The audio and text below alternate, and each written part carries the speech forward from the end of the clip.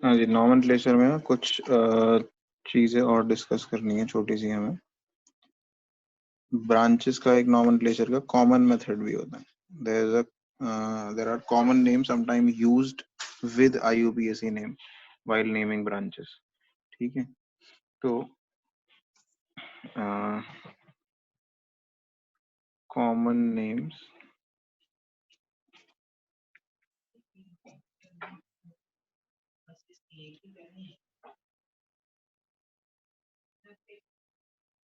Of some branches. तो nomenclature को थोड़ा इजी बनाने के लिए कई बार ब्रांचेस के कॉमन नेम्स यूज किए जाते हैं। इसमें मैं दो टाइप की ब्रांचेस के कॉमन नेम्स बताऊंगा आपको, प्रोपाइल और ब्यूटाइल। ठीक है, अगर प्रोपाइल ब्रांच 3 कार्बन की ब्रांच लगी हुई है किसी पे और वो नॉर्मली फर्स्ट कार्बन से जुड़ी हुई है, पेरेंट चेन पे यहाँ से जुड़ी हुई है, ये मैं रेड कलर से दिखा देता हूँ, यहाँ से पेरेंट चेन से जुड़ी हुई है यानी अपने फर्स्ट कार्बन से, तो इस ब्रांच को बोलेंगे एन प्रोपाइल। ठीक है, अगर यही ब्रांच सेकेंड कार्बन से जुड़ी हुई है अपने पेरेंट चेन से ऐसे करके यहाँ से, तो इसको बोलते हैं आइसोप्रोपाइल। ठीक है, एग्जाम्पल के लिए मैं करके दिखा देता हूँ। जैसे मान लीजिए ये एक चेन है, बेंजीन पे है, लगा देते हैं।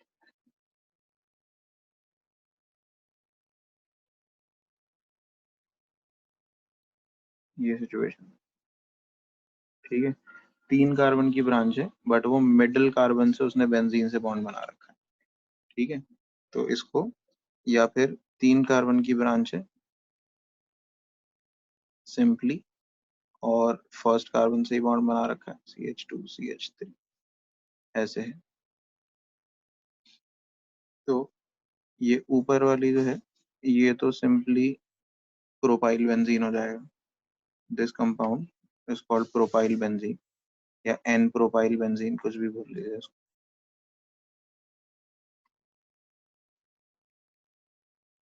और जो नीचे वाला कंपाउंड है इसको बोलेंगे आइसोप्रोपाइल।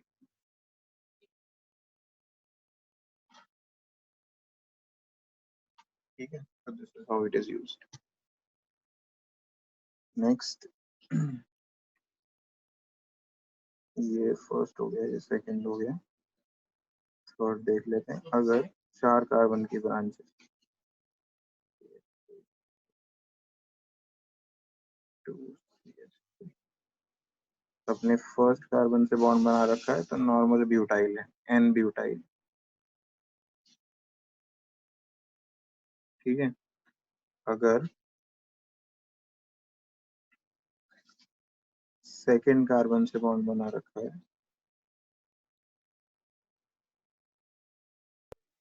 सर एक सेकंड हेडिंग दिखा दीजिए।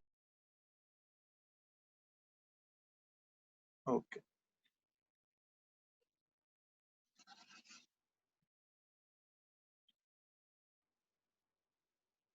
अगर सेकंड कार्बन से बॉन्ड बना रखा है तो इसको बोलते हैं सेकेंडरी ब्यूटाइल।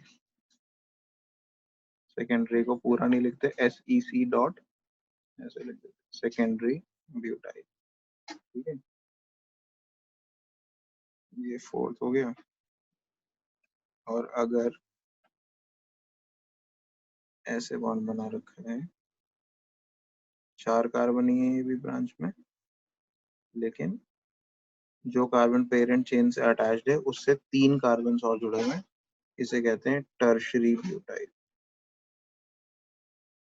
टर्शरी, TERT लिख देते हैं बस शॉर्ट में, पूरा टर्शरी लिखने की जरूरत नहीं है आपको, TERT ब्यूटाइल। और एक और होता है 6 आइसोब्यूटाइल। वो कैसे बनता है, C बॉन्ड तो इसी से बना हुआ है, अगर यही पेरेंट चेन से जुड़ी हुई है इसे कहते हैं आइसोब्यूटाइल। ठीक है,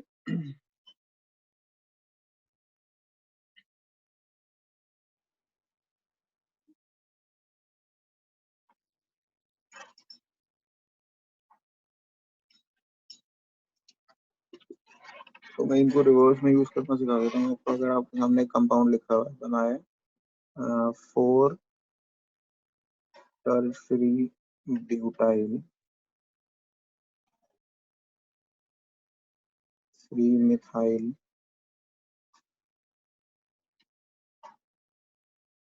ऑक्टेन,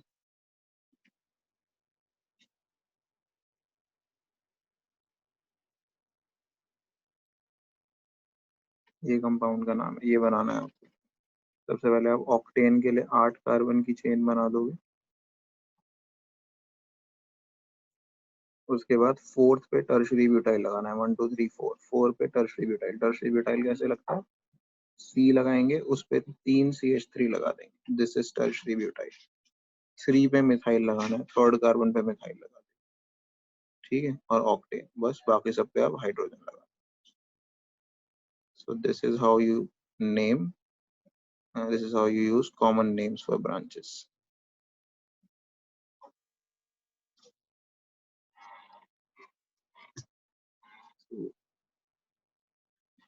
एक केस और बता देता हूँ आपको, एक दो केसेस और देख लेते हैं।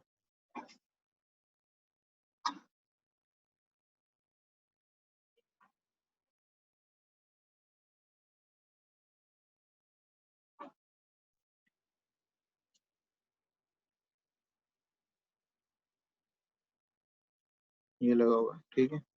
नंबरिंग आपका ब्यूटाइल यहाँ पर है, क्लोरो यहाँ पर है। नंबरिंग नीचे से कर लेते हैं, 1 2 3 4 5 6। तो कौन सा ब्यूटाइल है, सेकेंडरी ब्यूटाइल है, देखिए ये वाला है, ठीक है। तो आप लिखेंगे 1 secondary butyl,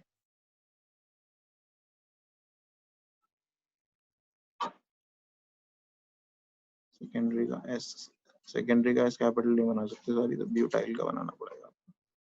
1 secondary butyl 4 chloro benzene,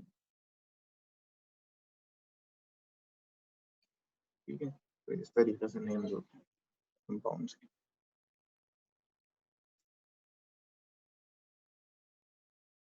बस ये काफी है आई थिंक समझने में। नेक्स्ट टॉपिक आज स्टार्ट कर रहे हैं हम, आइसोमेरिज्म। आइसोमेरिज्म आपने 10th में भी पढ़ा है वैसे, लेकिन अब थोड़ा सा और ज्यादा डिटेल में पढ़ेंगे। तो आइसोमेरिज्म होता क्या है,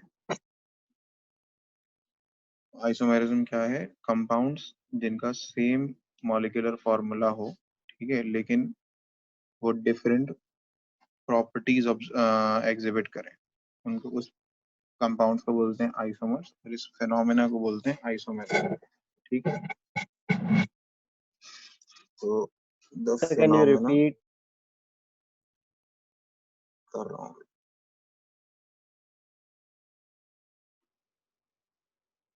the phenomenon of existence of two or more compounds with similar formula but different properties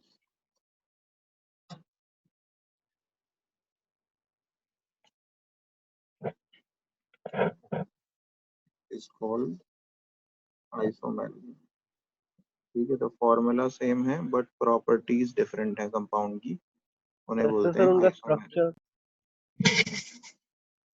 हाँ, जो तुमने पढ़ा था वो एक टाइप पढ़ा था आइसोमेरिज्म का, आप पूरा पढ़ रहे हो, प्रॉपर्टीज डिफरेंट होती हैं, सिर्फ स्ट्रक्चर डिफरेंट नहीं होता। क्लासिफिकेशन करेंगे हम आइसोमेरिज्म का इस चैप्टर में mainly, classification of isomers. Isomers भी डिफरेंट टाइप के होते हैं। तो मेजर दो कैटेगरी होती हैं आइसोमर्स की। What are the two major categories, one is structural isomers,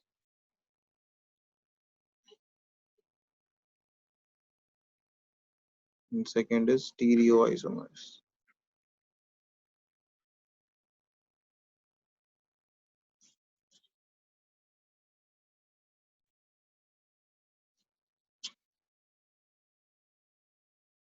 इनको फर्दर क्लासिफाई किया गया है सब कैटेगरीज के अंदर। स्ट्रक्चरल आइसोमर्स की 4 डिफरेंट कैटेगरीज होती हैं, स्टीरियो आइसोमर्स की 2 डिफरेंट कैटेगरीज होती हैं।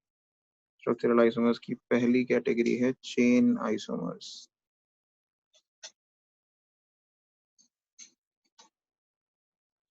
दूसरी कैटेगरी है पोजिशनल आइसोमर्स,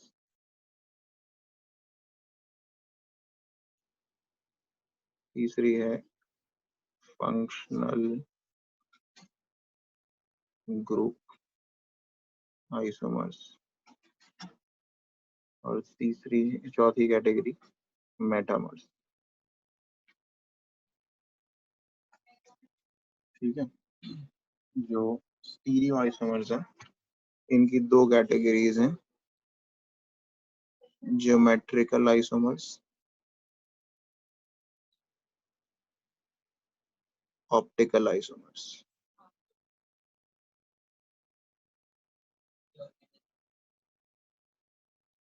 ठीक है, एक एक करके एक्सप्लेन करेंगे। 10th क्लास में जो आपने पढ़ा था ना, आपने सिर्फ और सिर्फ चेन आइसोमर्स पढ़ा था, बाकी सब आपने नहीं पढ़े। आपने सिर्फ और सिर्फ चेन आइसोमर्स पढ़ा था और उसी को आइसोमेरिज्म बोला जाता है। But this is not all. तो फर्स्ट हम स्ट्रक्चरल आइसोमर्स को डिफाइन करते हैं। स्ट्रक्चरल आइसोमर्स क्या है?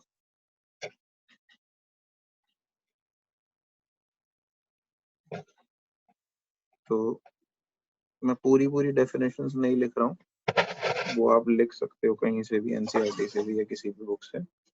मैं बेसिक आइडिया लिख रहा हूँ। स्ट्रक्चरल आइसोमर्स वो हैं जिसके अंदर कंपाउंड्स की सेम फॉर्मूला होता है बट स्ट्रक्चर डिफरेंट होता है। ठीक है, तो compounds that have different structures, same formula but different structures।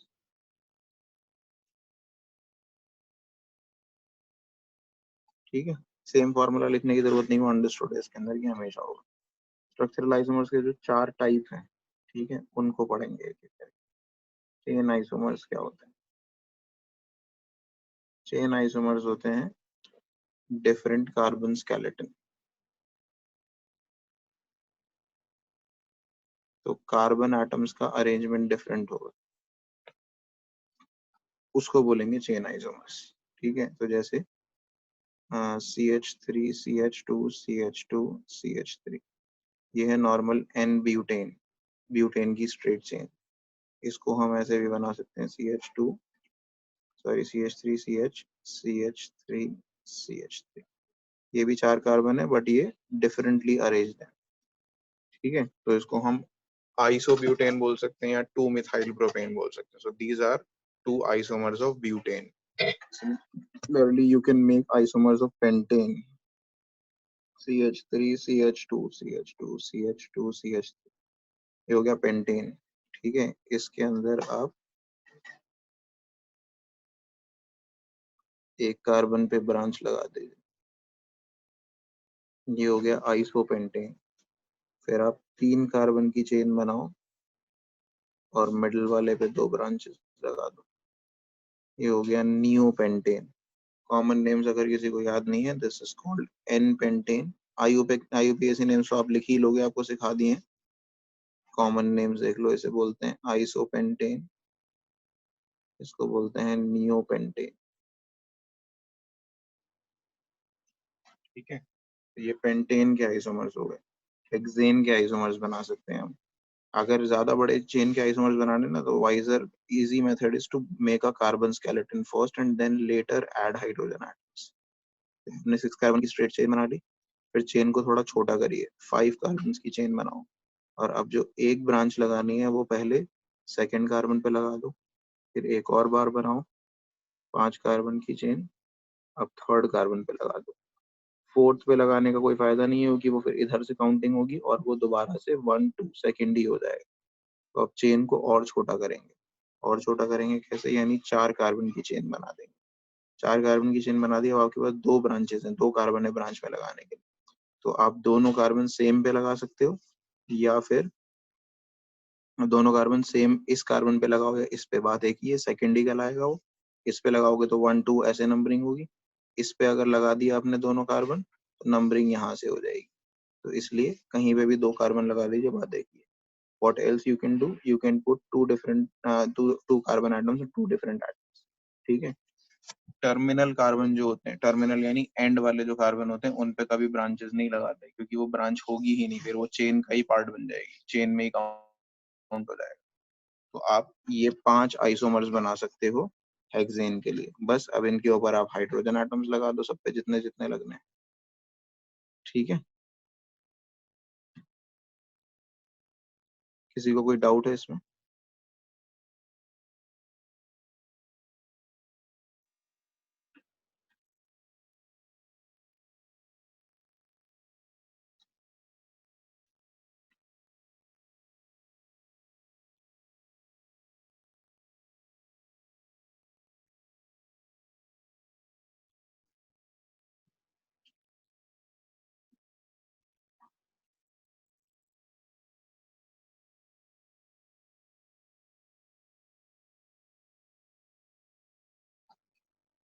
तो हेक्सेन के आपने 5 आइसोमर्स बना दिए। इनके लिए कॉमन नेम की कोई जरूरत नहीं है, नॉर्मल आईयूपीएसी नेम देख सकते हैं। Hexane, 2 methyl hexane, 3 methyl hexane, 2 2 dimethyl butane, 2 3 dimethyl butane.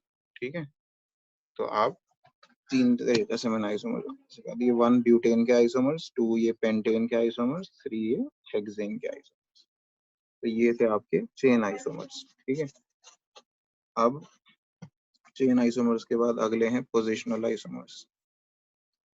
तो पोजिशनल आइसोमर्स क्या होते हैं?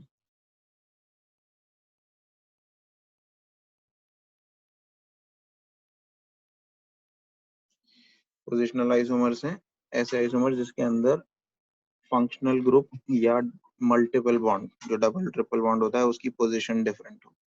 ठीक है, the they differ different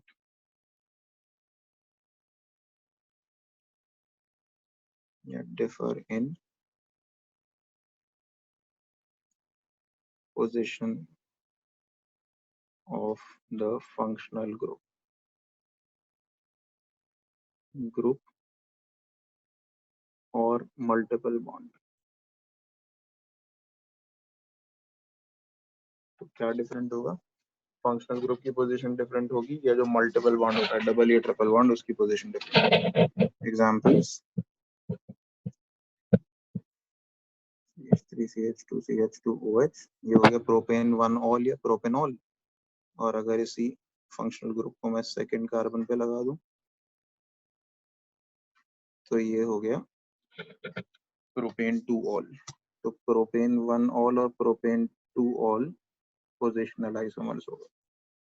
propane 1 ol को आप सिंपली प्रोपेनॉल भी लिख सकते हैं, but just to highlight the fact that there are different positions, हम लिख रहे हैं यहाँ पे प्रोपेन 1। तो ये हो गया। या डबल बॉन्ड की पोजीशन डिफरेंट हो सकती है, जैसे CH3CH डबल बॉन्ड CH2CH3, ये हो गया पेंट 2 इन। और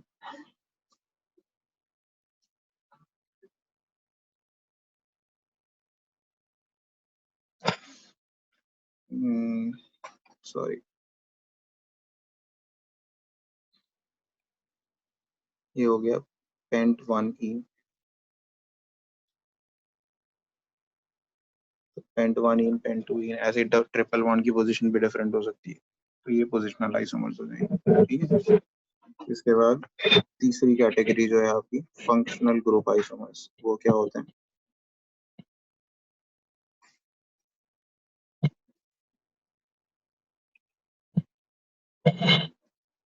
फंक्शनल ग्रुप आइसोमर्स होते हैं जिसके अंदर डिफरेंट फंक्शनल ग्रुप्स होते हैं। फॉर्मूला सेम है लेकिन फंक्शनल ग्रुप डिफरेंट है। तो ये हर किसी में पॉसिबल नहीं है, कुछ कुछ केसेस में पॉसिबल है।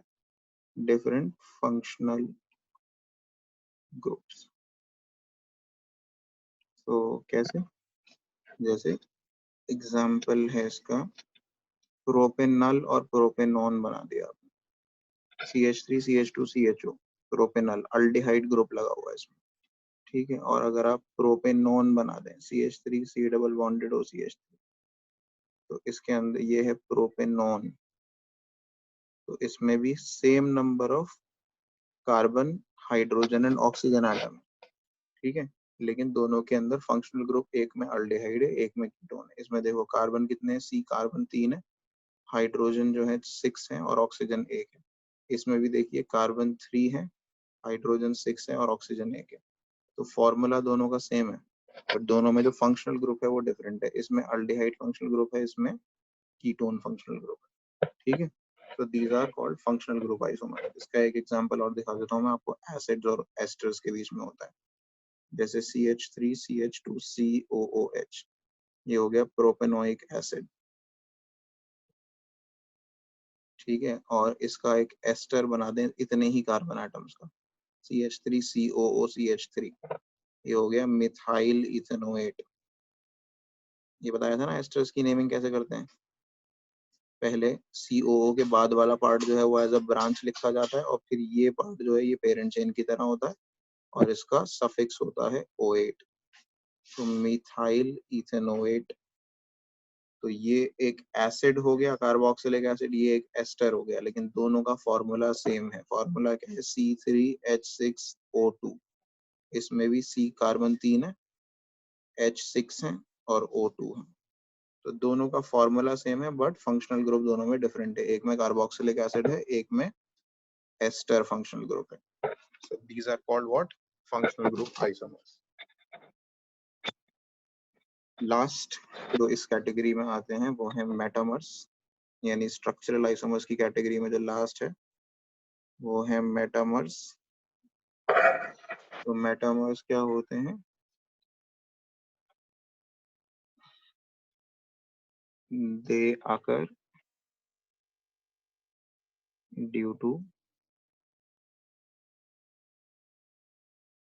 Different alkyl group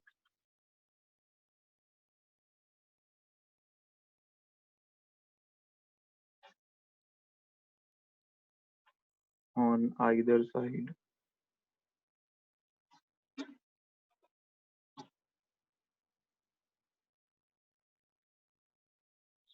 of the functional group।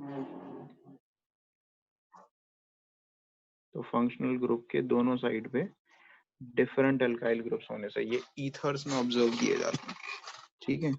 They can be observed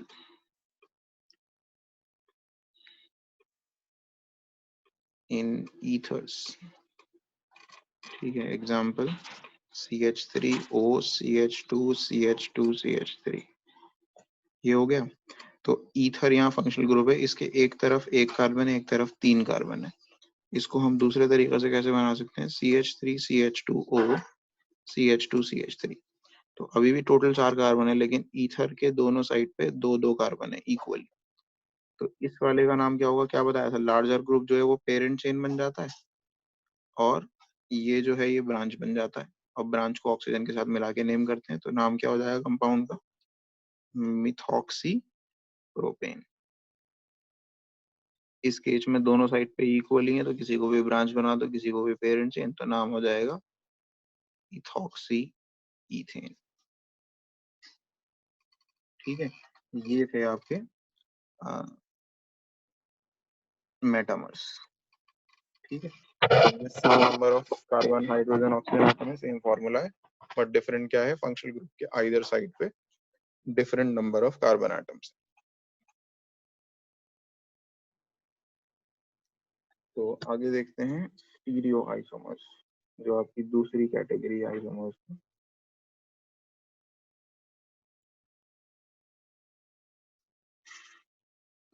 stereo isomers क्या होते हैं, जो एटम्स के डिफरेंट अरेंजमेंट की वजह से जनरेट होते हैं, ठीक है, compounds that have same constitution and sequence of covalent bonds but different relative position of their atoms or groups in space. Spatial arrangement in space, different arrangement है atoms का. Carbon skeleton same है, functional group same है, covalent bonds का sequence same है, सब कुछ same है, लेकिन spatially differently arranged है, यानी घुमा दिया उन्हें space के अंदर. उससे जो isomers create होते हैं उन्हें stereo isomers बोला जाता है. ठीक है, तो the compounds that have the same constitution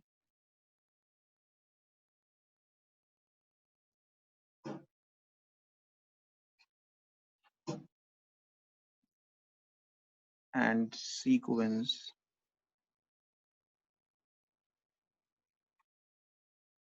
of covalent bonds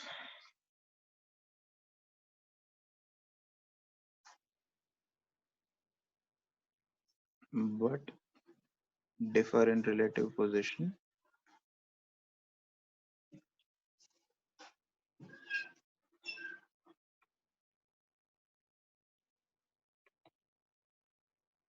of their atoms in space.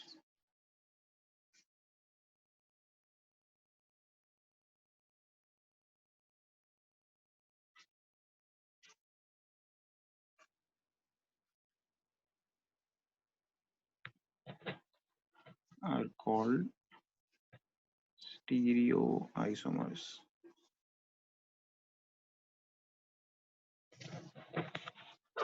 ठीक है, इनकी दो कैटेगरीज हैं, ज्योमेट्रिकल एंड ऑप्टिकल. तो अब ज्योमेट्रिकल क्या होते हैं और ऑप्टिकल आइसोमर्स क्या होते हैं.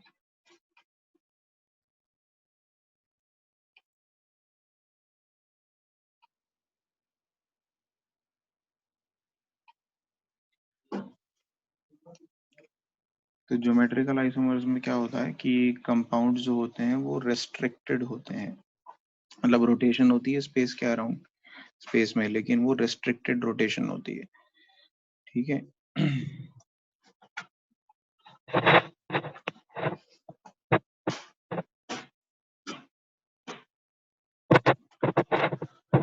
तो इसकी डेफिनेशन लिखवा देता हूँ पहले मैं आपको ज्योमेट्रिकल आइसोमर्स की.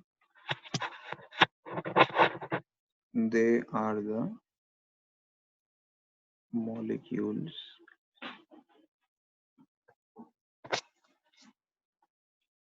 that are locked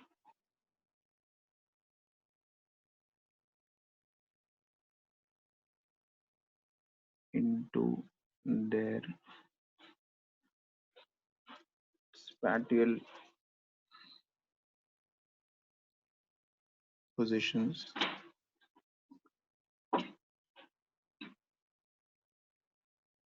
with respect to one or another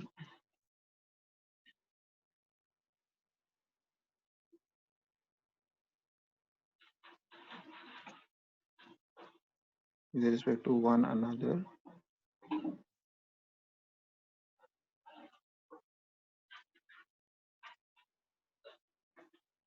due to a double bond or a ring structure.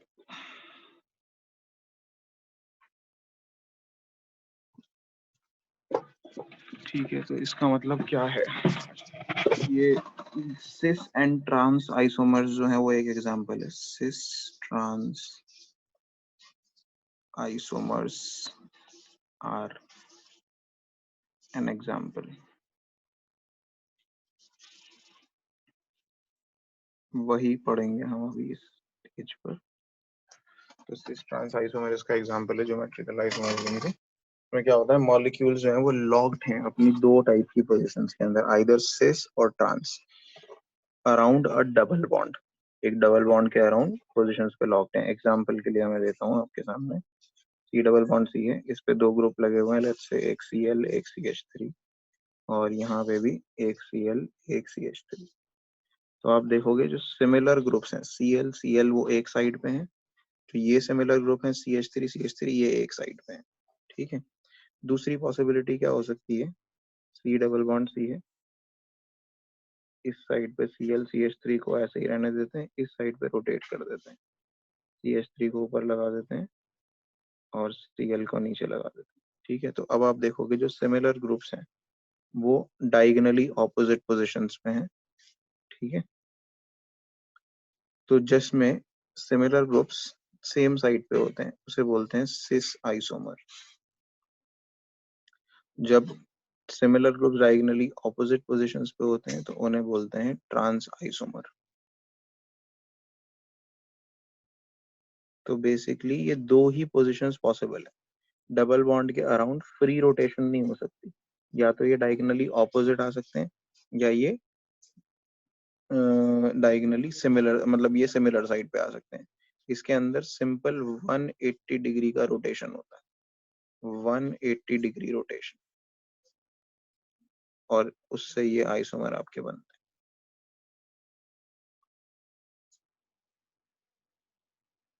ठीक है, थोड़ा रोटेशन ऐसा नहीं हो सकता कि 90 डिग्री या 70 डिग्री या 60 डिग्री या 150 डिग्री ऐसा रोटेशन हो जाए, पूरा कंप्लीट 180 डिग्री का रोटेशन होगा, जिसकी वजह से सिस आइसोमर ट्रांस आइसोमर में कन्वर्ट हो जाएगा। तो इसीलिए यहाँ लिखा है हमने क्या, they are the molecules that are locked into their spatial positions। spatial positions में अपने locked होते हैं। ठीक है, ये दो spatial positions में locked होते हैं, cis और trans, with respect to one another around a double bond, एक double bond के around या फिर ring structure के around। अब ring structure वाला is beyond the scope of this topic right now, तो उसको डिस्कस नहीं करेंगे, फिलहाल इतना सीख लीजिए cis isomer और trans isomer क्या होता है। ठीक है, ज्योमेट्रिकल आइसोमरिज्म की डिटेल फर्दर आगे की क्लासेस में मैं डिस्कस करूंगा, और फिलहाल इतना ही समझ लो इसको। ठीक है, ऑप्टिकल आइसोमर्स जो है वैसे इस साल सिलेबस में नहीं है, लेकिन फिर भी मैं आपको थोड़ा बहुत बता देता हूँ ऑप्टिकल आइसोमर्स के बारे में क्यों।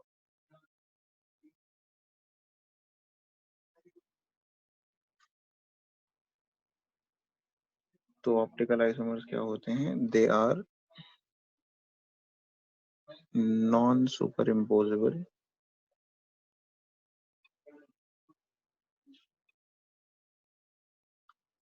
mirror images of each other।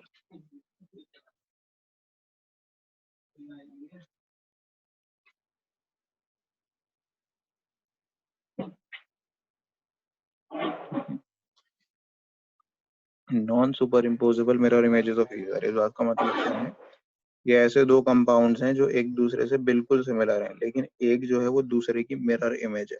जैसे आपका एक हैंड,